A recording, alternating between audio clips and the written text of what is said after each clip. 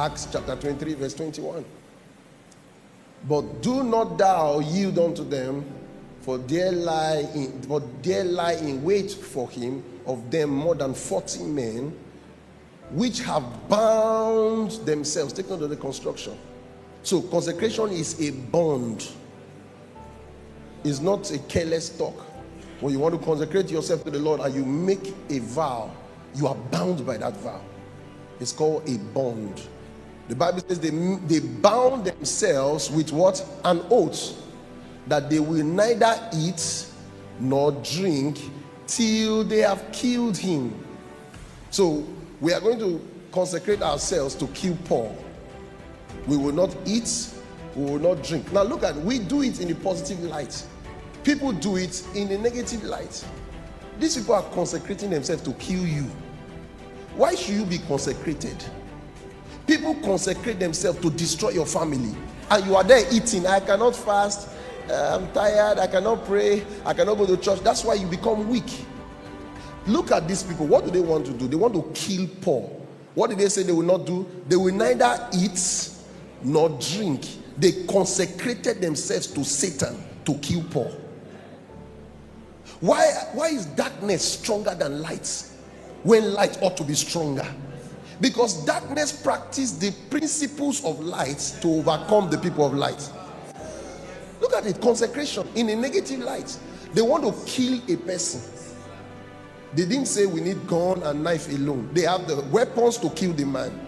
Yet they added consecration to empower that evil that they wanted to do. They bound themselves with an oath.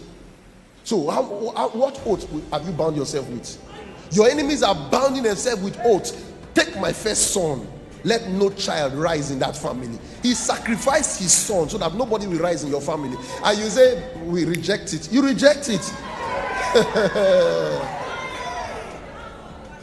Why is darkness so strong? A believer wants to win election. He says, no, we don't have to be still. We don't have to. Christians should stop praying in the night. They should not. They should just go and build industries. Look at the way he's talking. Where is his consecration? No consecration. He's a believer. He will not go to juju. He will not go to talisman. He will not go to the evil side. He is in the light. Yet he's not practicing the light. Then the man on the other side wants to election. 21 children's head were buried. Then you wonder what happened to the children of light. The Bible talks about that in 2 Kings 3 of the man who gave his son. Israel had a prophecy and they were going to prevail in this battle. They received the prophecy.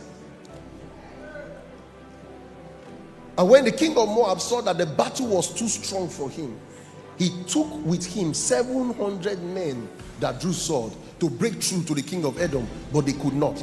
Natural principles could not. So what did he do?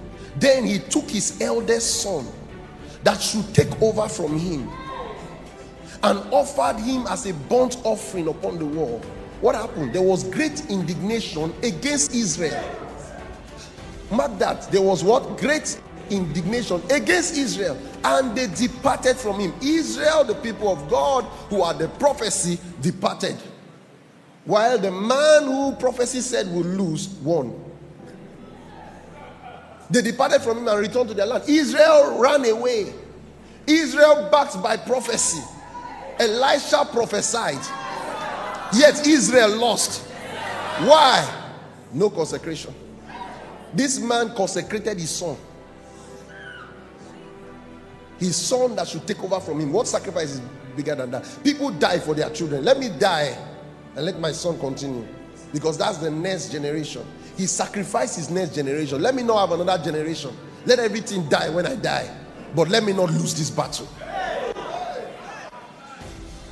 Warlocks, witches, evil people, cultists prevailing over children of light, because children of light don't practice the principle of light, and God allowed them to prevail because they are practicing the principle, and you that own the principle are not practicing it. There was great indignation. When last did a sacrifice leave you? When last? The Lord asked me some time ago, when I have not seen any sacrifice lately. I said, Lord, I give a lot of sacrifice in my offering. I made my offering very big. I have not seen the range of what I want to see. I took my sweetest car and I put it there. Lord, it's gone. And the Lord said, now I can walk. A lot of believers have no sacrifice. They're only thinking, come and help me. Oh, how much can you be helped when you cannot help yourself with sacrifice? You don't understand the power of sacrifice. Look at these people. Go back to Acts. They consecrated themselves. They are practicing principles of consecration. They bound themselves with an oath. Imagine you want to kill somebody. It's a lot of work. And they vowed, not one, not two, 40 men. We will not eat. We will not drink until we kill Paul. Then they strategized. King, can you bring us Paul? We want to interview him. And once they are arranged for that, then 40 men are bound. No food, no drink until I kill Paul. I will not eat. If it takes me 1 year to kill Paul, I will not eat. I will not drink until Paul is dead. Why do they have power? Because they are not only strategizing. They had a strategy to ask for the king, and now are they ready, looking for a promise from thee, asking for a promise. Please, can you bring Paul? Let's discuss. 40 of you stay on the way. As Paul is being brought for the meeting, kill him on the way.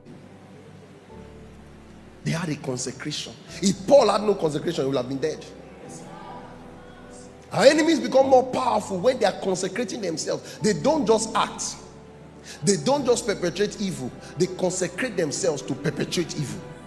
And we, the children of light, we are playing, we are eating, we are drinking, we are laughing, we are giving excuses. Come on, say it's our principle. Ever before a herbalist knew to raise anything, God raised power. God spoke in power. When Moses brought his rod and threw it on the ground, it became a snake. The man that walked with the king also brought their rod, put on the ground, it turned to a snake. Ever before they knew how to perform that, Moses knew how to perform that. So a child of God can be defeated by its enemy, bound by its enemy, when the enemies are consecrating themselves and the children of light are not. Look at that. So learn from that bond. They bound themselves with an oath that they will neither eat nor drink till they have killed Paul. So what you want to do, what is the consecration for what you are doing?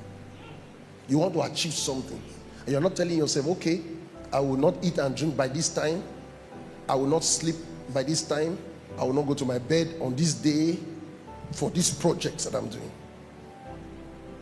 Where is your consecration for the things you do? Knowing that life is spiritual. You cannot approach physical things physically. You must approach physical things physically, strategically, and spiritually. Come on, say, I approach my projects physically, strategically, and spiritually. That's consecration.